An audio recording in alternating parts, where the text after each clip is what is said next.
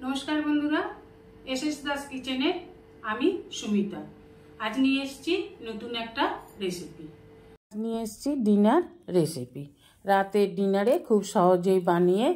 फेलुन दारुण स्वादेर एई मुखरोचक नास्ता रेसिपि निये नेब एई बाटी देড় बाटी आटा निये नेब छोटो बाटिर एक बाटी सुजी दिए देव 1 टीस्पून कालो जिरे दिए देव 1 टीस्पून कसुरी मेथी हाथे करे एकटू डोले निये दिए देव এই कसुरी मेथी आमी आगे থেকেই भेजे নিয়েছিলাম कसुरी मेथी आमी भेजेই রাখি নিয়ে নেব বড় চামচের 1 চামচের মতন সাদা তেল এবার সব উপকরণগুলোকে খুব ভালোভাবে মিশিয়ে নিতে হবে নিয়ে নেব 1 टीस्पून লবণ এবার সব উপকরণগুলোকে খুব ভালোভাবে মিশিয়ে নিন এইভাবে মিশিয়ে নিতে হবে এবার এই শুকনো মিশ্রণটা থেকে একটি পাত্রে অল্প একটু তুলে রাখব একটু তুলে রাখলাম এবার এই বাকি মিশ্রণটাকে অল্প অল্প জল দিয়ে একটা ডো বানিয়ে নেব এবার একটু সাদা তেল দিয়ে 10 মিনিটের মতন ঢাকা দিয়ে রেখে দেব সাদা তেলটা মাখিয়ে নিন নিয়ে একটা ঢাকা দিয়ে দিন এবার যে শুকনো মেশানো গুঁড়োটা তুলে রেখেছিলাম সেটাতে দিয়ে দিলাম 1 टीस्पून চাট মশলা দিয়ে একটু একটু জল দিয়ে একটা ব্যাটার বানিয়ে নেব বলে রাখি বন্ধুরা আমি হলুদ দিতে ভুলে গেছিলাম তাই একটু হলুদ দিয়ে দিলাম এখন এবার দিয়ে একটা ভালো ব্যাটার বানিয়ে নেব সুন্দর করে একটা ব্যাটার বানিয়ে নেব যেন একটু ডালা না থাকে খুব পাতলাও না খুব মোটাও না একটি পাত্রে আমি নিয়ে নিয়েছি দুটো সিদ্ধ আলু এই সিদ্ধ আলুটাকে সিদ্ধ করে আমি ম্যাশ করে রেখেছিলাম নিয়ে নিয়েছি একটা বড় পেঁয়াজ কুচি করে নিয়ে নেব কিছুটা পরিমাণ চীনা বাদাম একটু ভেজে খোসাটা ছাড়িয়ে নিয়েছি নিয়ে নিলাম কাঁচা লঙ্কা কুচি নিয়ে নেব 1 टीस्पून লবণ আর 1 टीस्पूনের মতন চাট মশলা নিয়ে নেব আমচুর নিয়ে নিলাম পরিমাণ মতন হলুদ গুঁড়ো আর দিয়ে দেব কসুরি মেথি একটু হাতে করে ডলে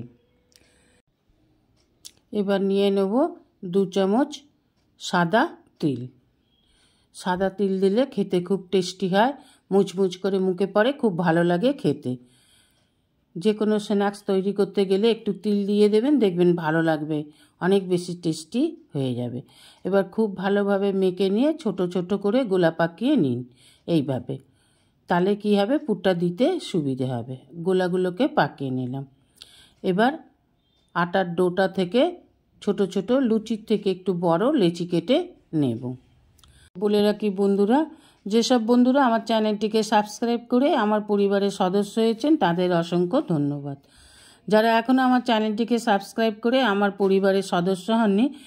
তাদের কাছে অনুরোধ রইল আমার চ্যানেলটিকে সাবস্ক্রাইব করে আমার পরিবারের সদস্য হবার জন্য সব লেচিগুলো আমি কেটে নিয়েছি এবার একটু আটার গুঁড়ো নিয়ে একটু ভালোভাবে মাখিয়ে নিয়ে লুচির মতন বেলে নেব খুব একটা বড় না খুব একটা ছোটও না লুচির মতন বেলে নিতে হবে এইভাবে বেলে নেব এবার এর মধ্যে পাকিয়ে রাখা পুরগুলোকে এইভাবে পুরটাকে দিয়ে দেব অর্ধেকটাতে পুরটা দিয়ে দেব অর্ধেকটা ফাঁকা থাকবে এইভাবে পুরটা দিয়ে নিলাম এবার এই অর্ধেকটাকে ভাঁজ দিয়ে এইভাবে ভাঁজ দিয়ে দিতে হবে দেখুন পুরটা অল্প অল্প দেখা যাবে এইভাবেই সবগুলোকে বানিয়ে নিলাম এইভাবেই সবগুলোকে বানিয়ে নিতে হবে এবার ওভেনে ফ্রাইং প্যান বসিয়ে দিয়ে দেব সাদা তেল গরম হয়ে গেলে ব্যাটারের মধ্যে এক একটাকে এইভাবে ব্যাটারে ভালোভাবে মাখিয়ে নিয়ে এইভাবে তেল গরম হলে দিয়ে দিতে হবে ব্যাটারটাই খুব ভালোভাবে মাখিয়ে নিয়ে এইভাবে দিয়ে দেবেন এবার অল্প অল্প করে তেলের ছিটে ওপর দিক দিয়ে দিন একদিক হয়ে গেলে আর একদিক এইভাবে উল্টে দেবেন এইভাবে উল্টে পাল্টে হালকা ব্রাউন কালার করে তুলে নিতে হবে এইভাবেই সবগুলোকে ভেজে নেব এবার গরম গরম পরিবেশন করুন এটা খাবার জন্য কিছুই লাগে না এর ভেতরে সুন্দর করে পুর দেওয়া আছে তবে আপনারা ইচ্ছা করলে টমেটো সস দিয়ে বা গ্রিন চাটনি দিয়েও খেতে পারেন। দেখুন পুরো পুরে ভরা, খেতে কিছুই লাগবে না, এইভাবে খেতে পারবেন। রেসিপিটা ভালো লাগলে অবশ্যই একটা লাইক, কমেন্ট, সাবস্ক্রাইব করার অনুরোধ রইল। পাশে থাকা বেল আইকনটিতে ক্লিক করে দেবেন নিউ ভিডিওর আপডেট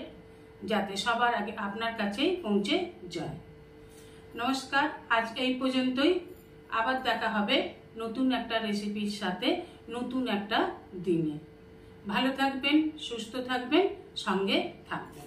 নমস্কার।